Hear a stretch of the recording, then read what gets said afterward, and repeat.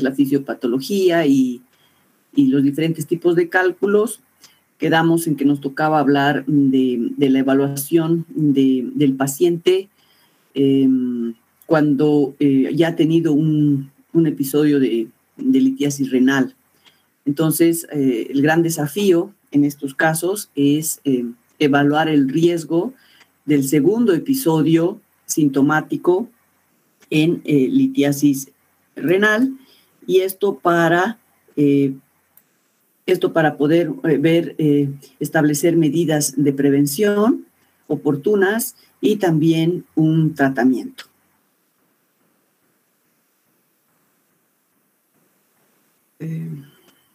Ahora no puedo pasar. Perdón, repito, ahora no me deja pasar con el puntero, creo.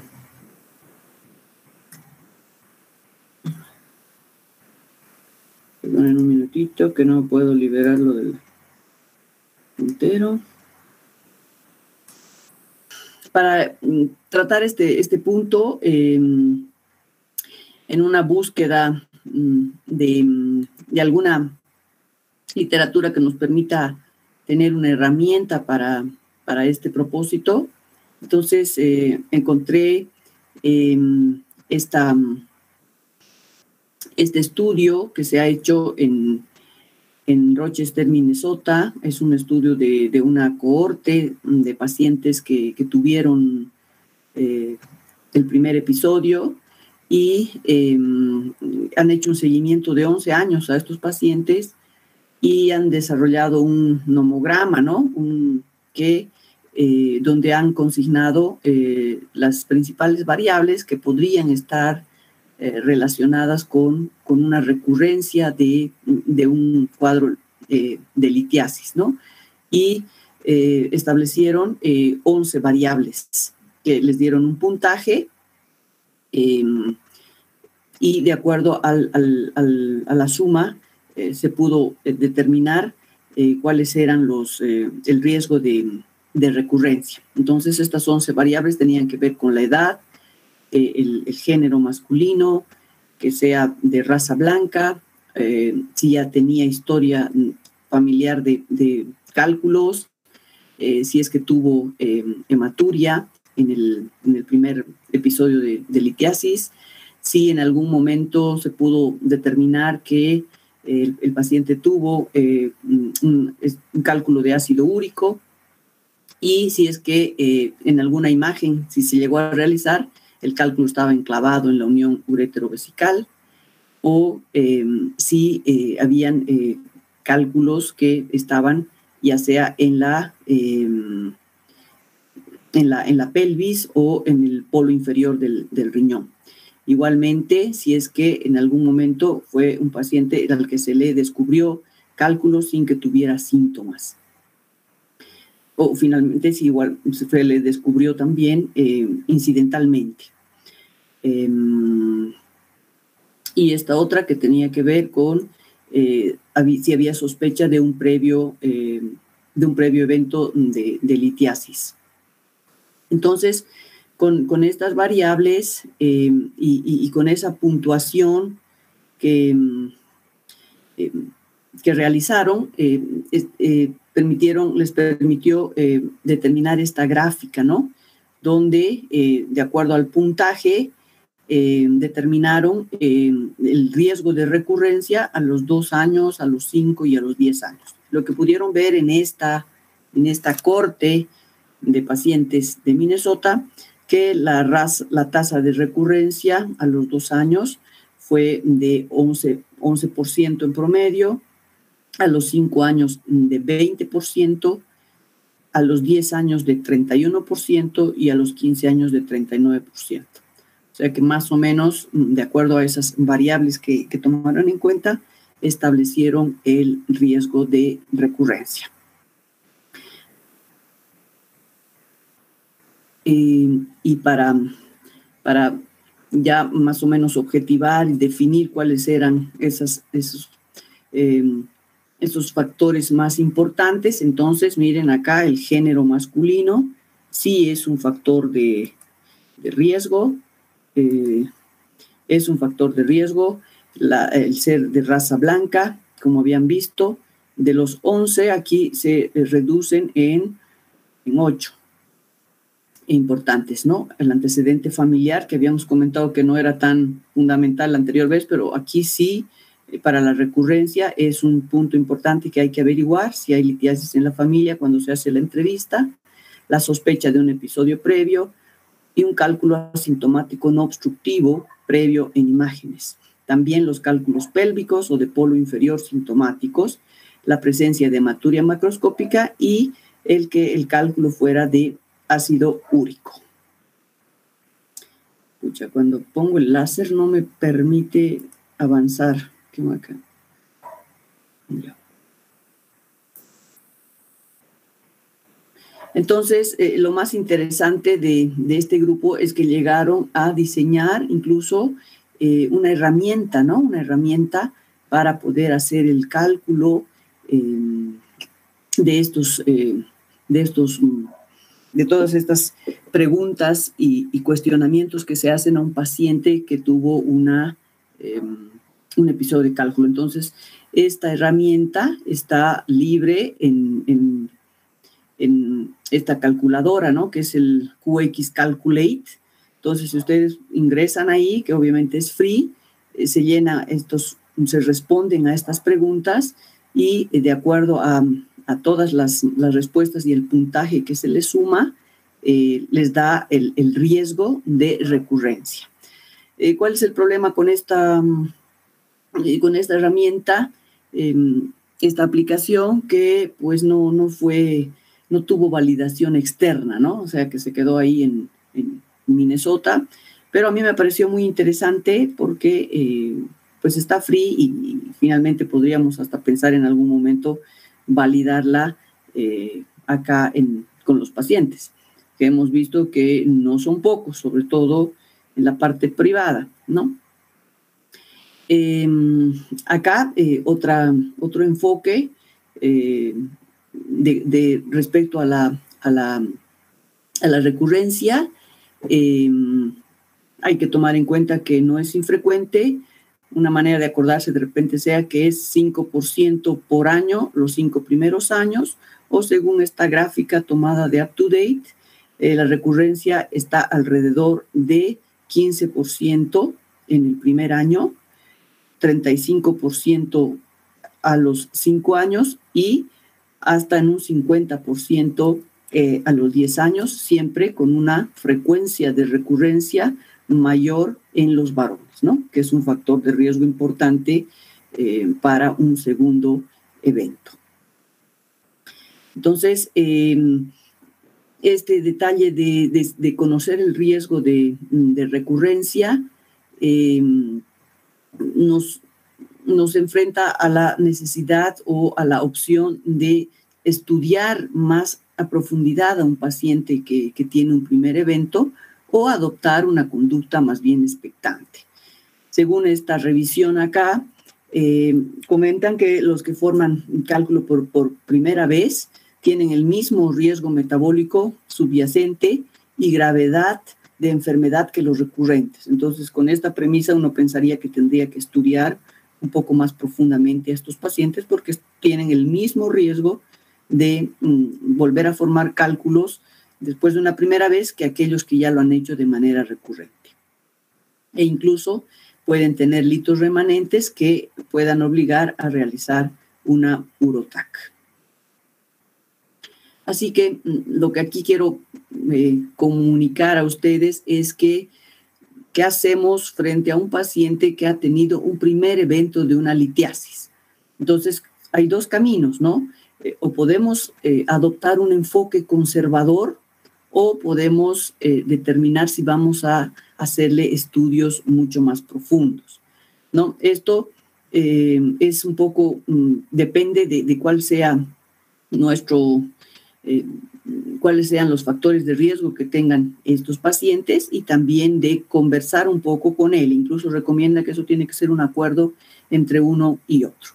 Si es que nosotros tenemos un enfoque conservador, eso quiere decir que a este paciente, pues después de un primer evento, Obviamente que se les recomiendan medidas higiénico-dietéticas, que ya las vamos a ver en un momento, y se podría eventualmente pedir un examen de orina y un cultivo para tener una idea de qué podría estar formado el cálculo, ¿no?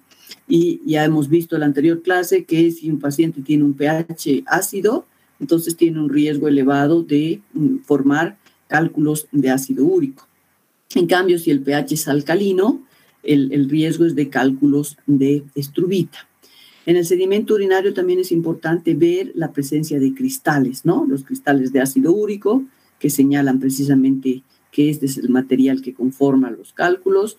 Pueden estar los cristales de fosfato y oxalato o los cristales de magnesio y fosfato de amonio, que son los de estrubita. Y los de estrubita, como habíamos dicho, tienen que ver con los procesos infecciosos. Entonces, en este caso, el cultivo nos puede ayudar. Entonces, este enfoque conservador serían con medidas higiénico-dietéticas, un par de exámenes que no profundice demasiado. Si es que en algún momento el paciente eliminó el cálculo, pues se lo puede analizar y probablemente se le pueda hacer un seguimiento anual, ¿no? Si es que el paciente no tiene nuevos eventos, porque hemos visto que el porcentaje el primer año puede ser un 5% de recurrencia. Pero también hay otra gente que lo que propone es tener un enfoque un poco más agresivo, y esto dependerá, como habíamos comentado, de la evaluación de riesgo de recurrencia que tenga este paciente.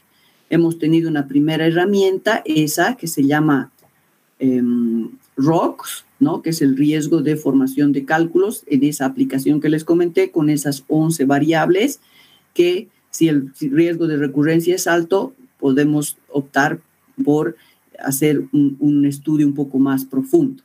Y acá recomiendan también otras variables que pueden ser importantes a tomar en cuenta para profundizar el estudio de un paciente que ha tenido un primer evento.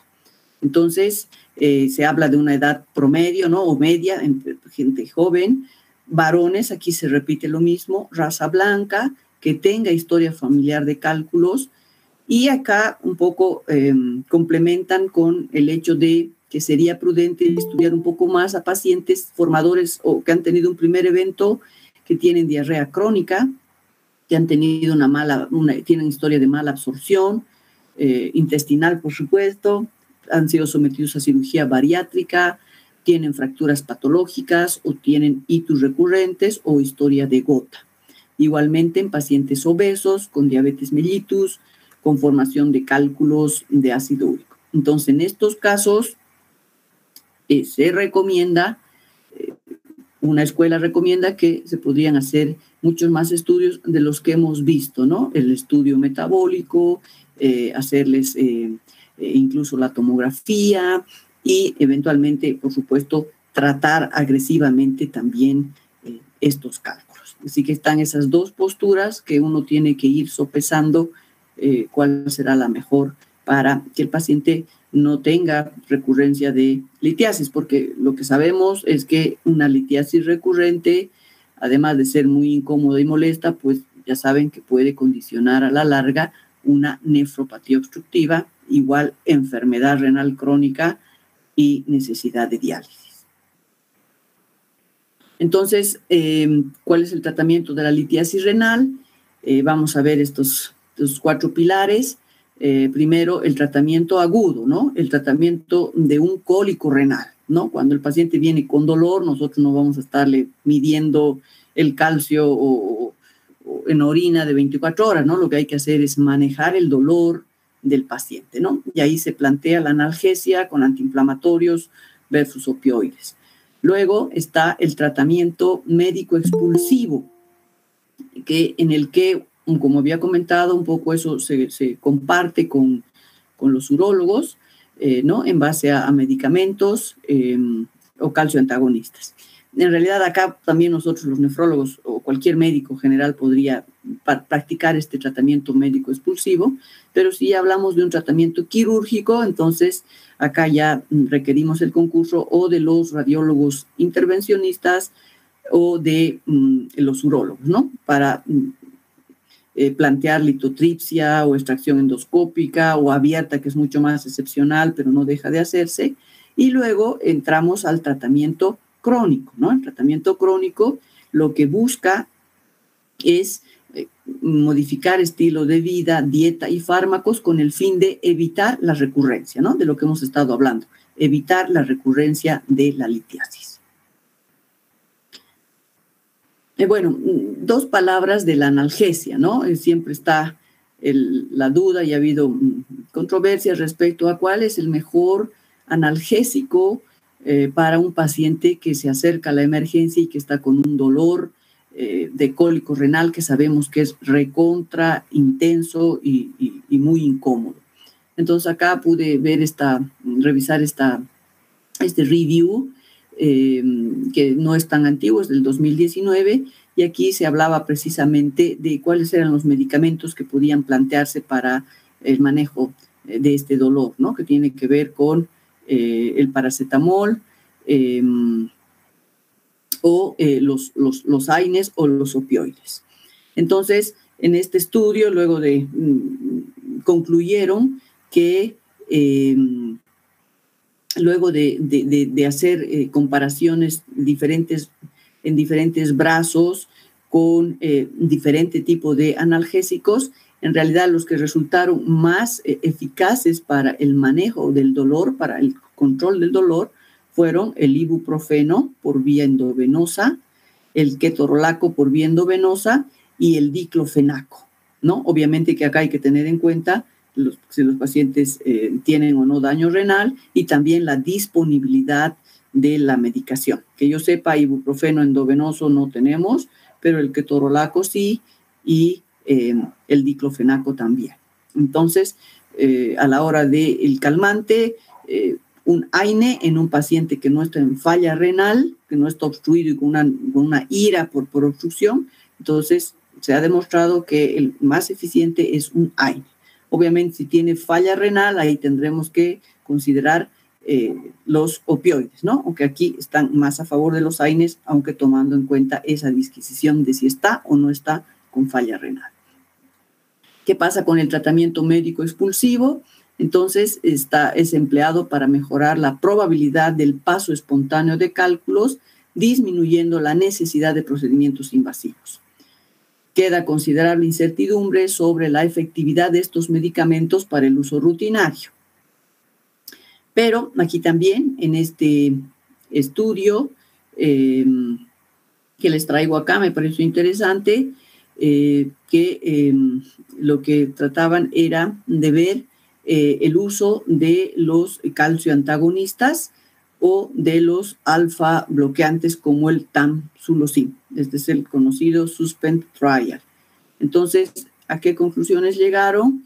Que tamsulosino y nifedipina no tienen diferencia en cuanto a la probabilidad de que el cálculo se elimine dentro de las 4 semanas en pacientes que tienen un cólico, ¿no? Y obviamente tampoco tienen mucha utilidad respecto a la efectividad costo-beneficio, ¿no? Así que esto está como que interrogado, no es lo mejor, no es el mejor tratamiento, pero tal vez sí tenga algún efecto beneficioso en cálculos ureterales distales, ¿no? Es decir, que están mucho más próximos y que sea su salida un poco más probable por la ubicación que tiene. Pero también tienen que ser manejados con cuidado porque tienen efectos colaterales, ¿no? La hipotensión ortostática es uno de ellos. Así que si bien cuando son cálculos proximales no tienen no ayudan mucho ni contribuyen, pero sí tal vez en cálculos que tienen una ubicación un poco más distal, con el cuidado de administrarlos en la noche para evitar la hipotensión ortostática. El tratamiento quirúrgico es el que se define cuando tomamos en cuenta el diámetro del cálculo, porque es el que va a predecir si él va a poder ser expulsado espontáneamente o no. Entonces, la probabilidad de intervención quirúrgica va incrementándose conforme también se incrementa el tamaño, el diámetro de los cálculos. Entonces, si es un cálculo pequeño, pues probablemente vas a poder ser expulsado espontáneamente y no va a haber cirugía. Pero conforme aumenta su diámetro entre 4 y 6 milímetros, ya la probabilidad de que tengan que intervenir a ese paciente es del 50%.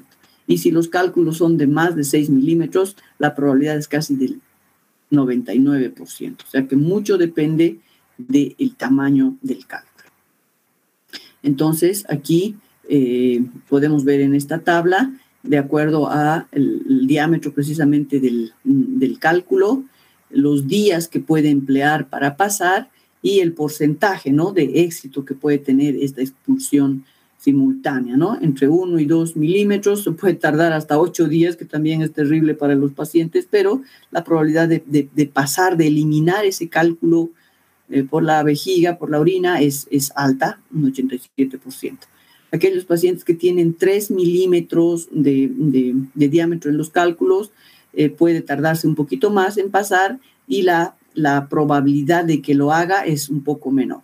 Cuando ya estamos entre 4 y 6 milímetros, que es el corte clave, miren cuánto tiempo puede tardar en pasar el cálculo y la probabilidad es un poquito más de la mitad. Así que aquí ya hay que empezar a pensar en opciones, ¿no?, en alternativas para no, además, que el paciente se la pase sufriendo y con una posibilidad mucho menor de que lo expulse espontáneamente.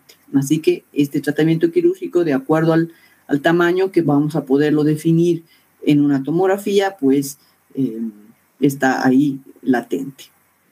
Muy bien, entonces aquí no hablo nada de lo que sea las ondas de choque, la litotripsia, porque realmente eso es más resorte de los urólogos, ¿no? Nosotros no intervenimos mucho en eso.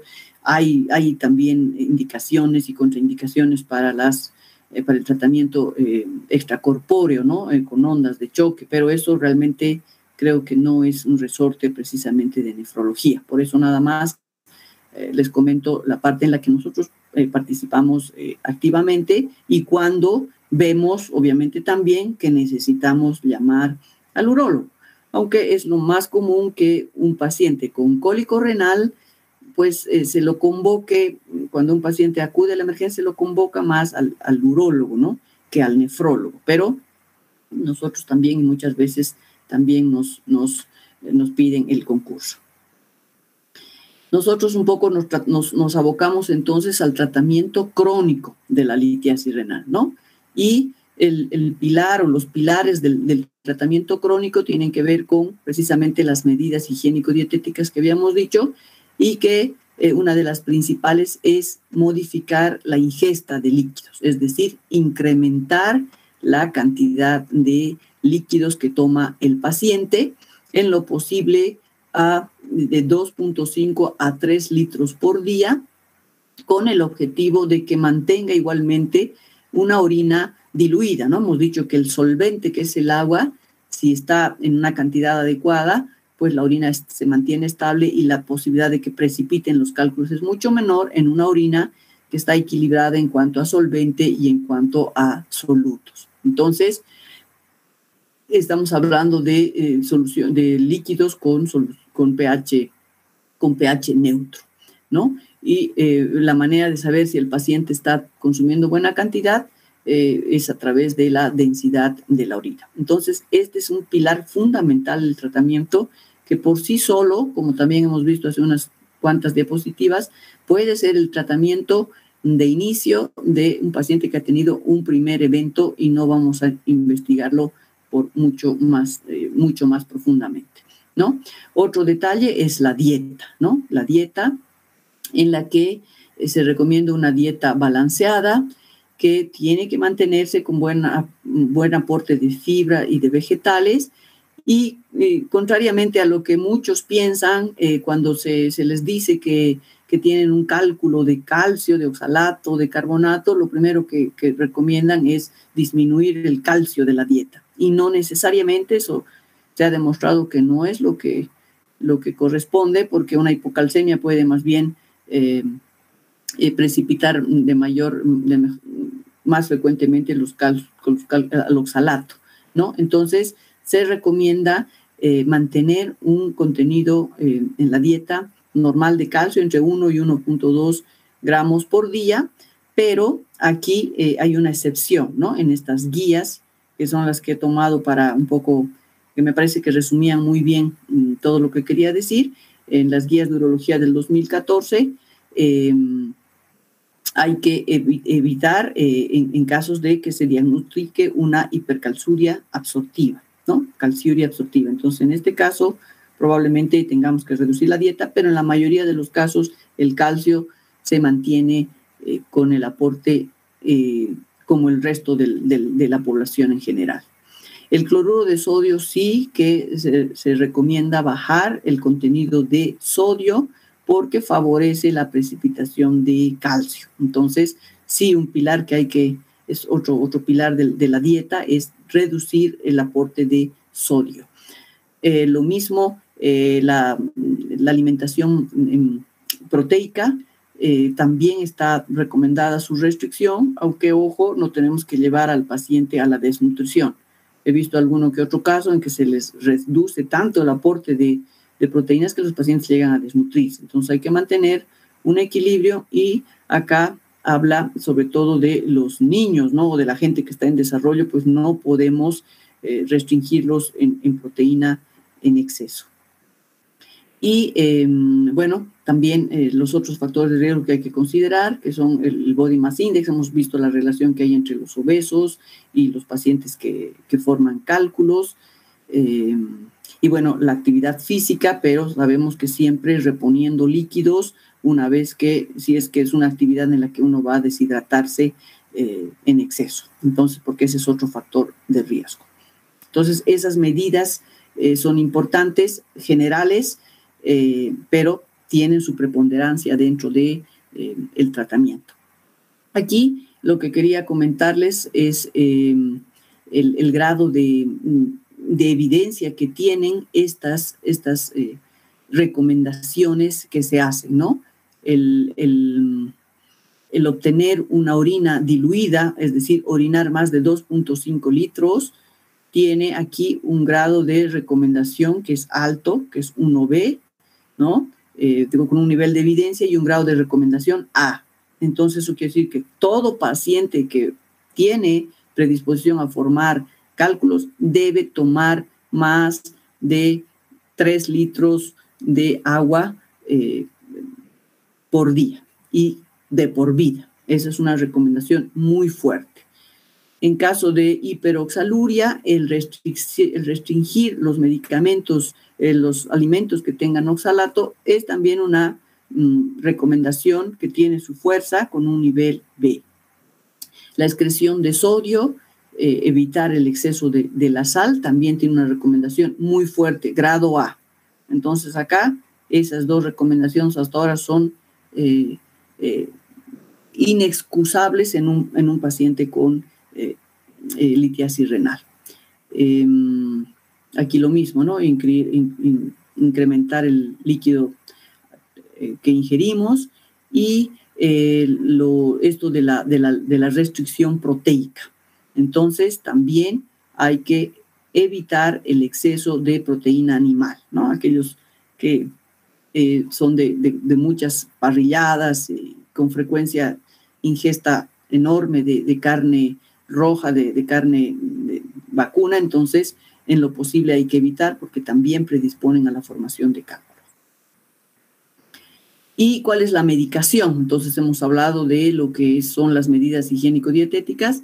También hay medicamentos que se deben prescribir dependiendo del tipo de cálculo. Entonces acá hay otra tablita en la que un poco resalto lo que más utilizamos, ¿no? Todo paciente que tiene litiasis renal, ya sea de oxalato, de ácido úrico o de cistina, que que no hemos visto porque es una alteración hereditaria, pero lo que se recomienda es alcalinizar la orina, porque hemos dicho que uno de los factores de riesgo para la formación de cálculos es la hipocitraturia. Entonces, para combatir esa hipocitraturia, entonces se recomienda utilizar citrato. Normalmente utilizamos el citrato de potasio en estas dosis cada 8 horas, y lo que necesitamos es alcalinizar la orina para evitar precipitación de cálculos en estos casos. Igualmente se puede recomendar y usar el alopurinol en casos de hiperuricosuria o hiperuricemia en una dosis acá recomendada de 100 a 300 miligramos. Y bueno, hay que tomar en cuenta los efectos colaterales, ¿no? Que si el paciente tiene falla renal hay que corregir eso. La indicación es también en calcios, en cálculos de ácido úrico o de oxalato, principalmente. Aquí la L-metionina pues nunca la he utilizado, no tengo muy claro y no tengo experiencia en eso. Magnesio tampoco he utilizado, pero acá hablan y parece interesante porque hemos dicho que el magnesio también tiene su rol en la formación de cálculos. Entonces, aunque no lo he utilizado, pues acá es una opción para ver en aquellos pacientes que tienen hipomagnesiuria o tienen sobre todo la hiperoxaluria entérica, que hemos visto que predispone a la formación de cálculos. Y finalmente, tampoco el bicarbonato de sodio casi no utilizamos, solamente utilizamos citrato de potasio. La piridoxina, bueno, tal vez esto en pacientes con hiperoxaluria primaria, que no he tenido la oportunidad de tratar, pero ahí está indicado. Las tiacidas, la hidroclorotiacida, que es un medicamento muy importante en el manejo de la hipercalciuria.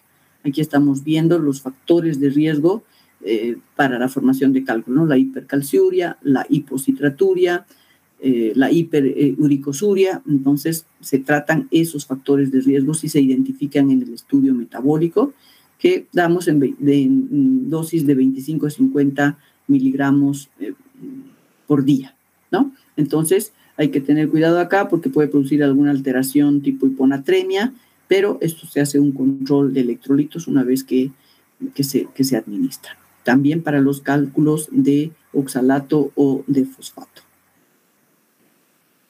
Bueno, el ajuste dietético, para profundizar un poquito en esto, la ingesta de calcio sin restricción en general, hasta 1.200 miligramos día, sí que tiene que ir de la mano de la restricción de sal, eso sí es importante, y también una restricción proteica. Entonces, más que restringir el calcio, lo que tenemos que restringir es la sal y la toma de exceso de proteínas, el ingerir. Los suplementos de calcio, bueno, tal vez en algunos pacientes que puede generar y puede predisponer a una mayor eliminación de calcio, así que no es lo mismo la dieta que los suplementos. A lo mejor no restringimos la dieta, pero sí los suplementos de calcio hay que administrarlos con cuidado en pacientes que tienen litiasis.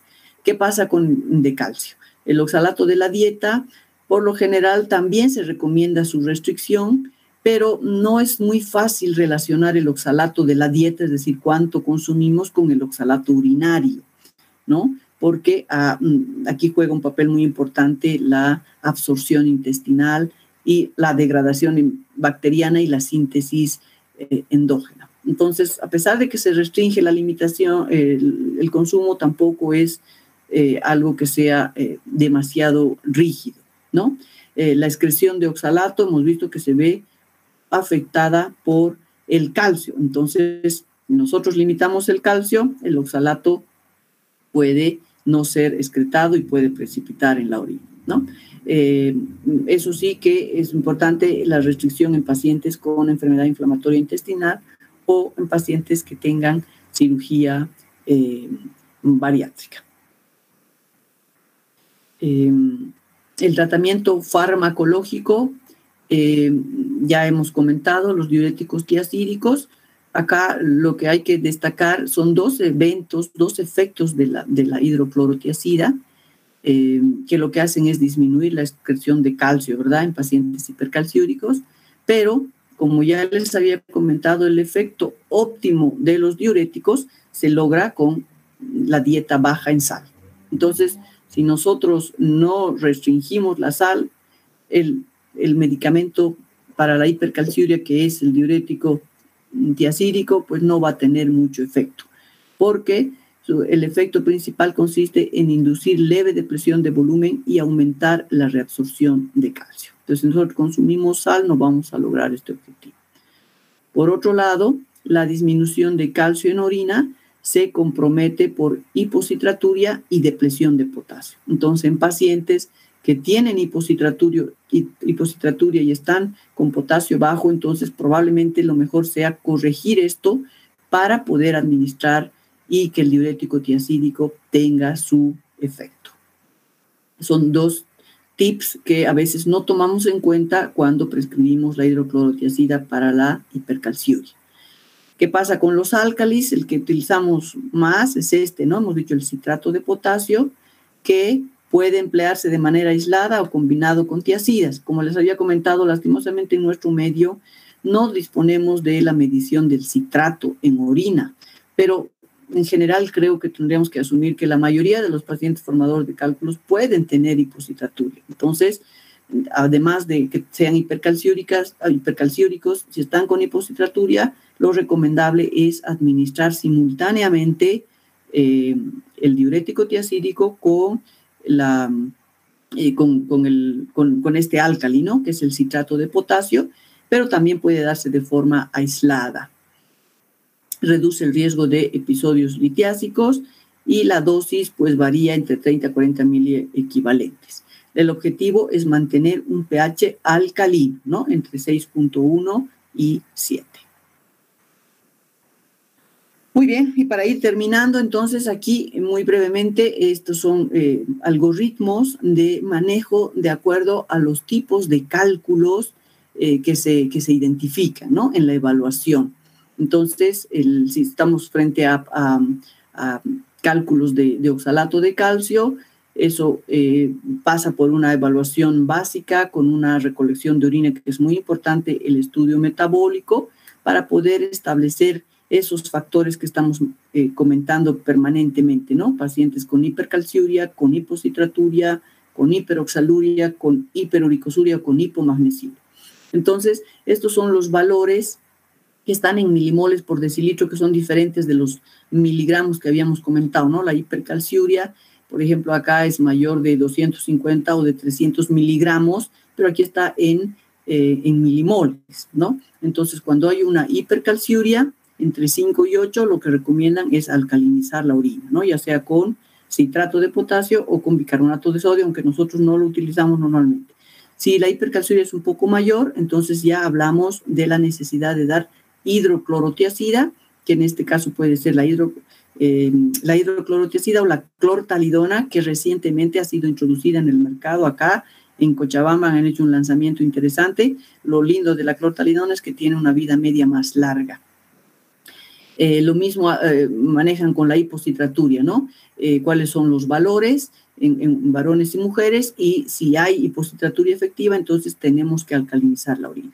Si hay hiperoxaluria, que esto era más de 40, ¿no? En miligramos por decilitro, entonces sugieren dar calcio o si la la hiperoxaluria es mayor de 1, como habíamos dicho, se presenta en la hiperoxaluria por intestinal, entonces la piridoxina es una opción.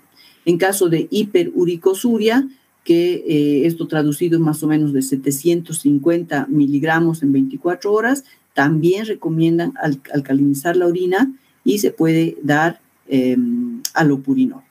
Entonces, si se dan cuenta, el tratamiento está muy relacionado y prácticamente se repite en los diferentes factores de riesgo que son los que marcan el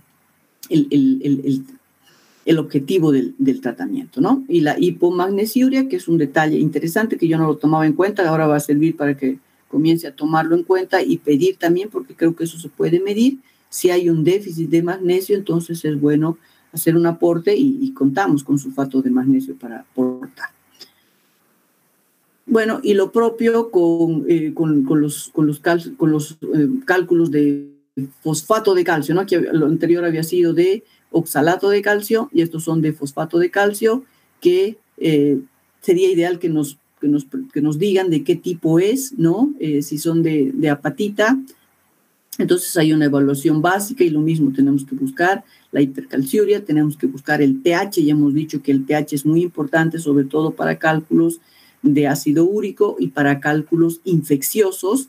Entonces, acá cuando tenemos un pH alcalino, ojo que es el lugar ideal o es el ambiente ideal para que se precipiten los cálculos producidos por bacterias, ¿no? Por las toxinas bacterias. Entonces siempre hay que descartar una infección urinaria y también excluir que tenga un fenómeno de acidosis tubular renal. Cuando los cálculos son de bruchita, lo mismo, tenemos que buscar excluir un hiperparatiroidismo o una acidosis tubular renal, y dependiendo de si tiene o no hipercalciuria, tendremos que asociar hidroclorotiazida. Y así, bueno, igual que los que tienen los formadores de cálculos de ácido úrico, es importante ver el pH, ¿no? ¿Se acuerdan que dijimos que el mayor y el principal riesgo para la formación de cálculos de ácido úrico es el pH? Entonces acá hay que ver, y lo que nos corresponderá si estamos frente a un pH ácido es alcalinizar la orina. Y bueno, acá ya hemos hablado de los de hidróxido de apatita, que son los de estrubita, y lo que tenemos que hacer es buscar que no esté la orina muy alcalina, porque eso es lo que favorece su precipitación. Ahora, que yo haya usado amonio para acidificar la orina, no lo he hecho, la verdad, no lo he hecho, pero bueno, aquí en las guías está recomendado. Perfecto, y finalmente, 2 palabras sobre la nefrocalcinosis. La nefrocalcinosis es un depósito de calcio en el tejido renal, ¿no? Que puede ser tanto en la médula como en la corteza. Y entonces está también relacionada con estos factores que hemos ido considerando para la litiasis, como son la hipercalciuria, la hiperoxaluria o la hipocitraturia, ¿no? En estos casos, cualquiera de estos factores de riesgo puede predisponer también a nefrocalcinosis, que no deja de coexistir con nefrolitiasis, donde también hay que considerar enfermedades como la hiperuricosuria o la acidosis tubular renal. ¿Tiene tratamiento la nefrocalcinosis? Pues no, lo que hay que hacer es evitar el depósito de calcio en el riñón, porque por supuesto es una causa de falla renal también la nefrocalcinosis, y el tratamiento está orientado hacia disminuir estos o controlar estos factores de riesgo. Bueno, y creo que eso es todo, chicos. Ya les digo, es una patología que cada vez es más frecuente, se está viendo más, y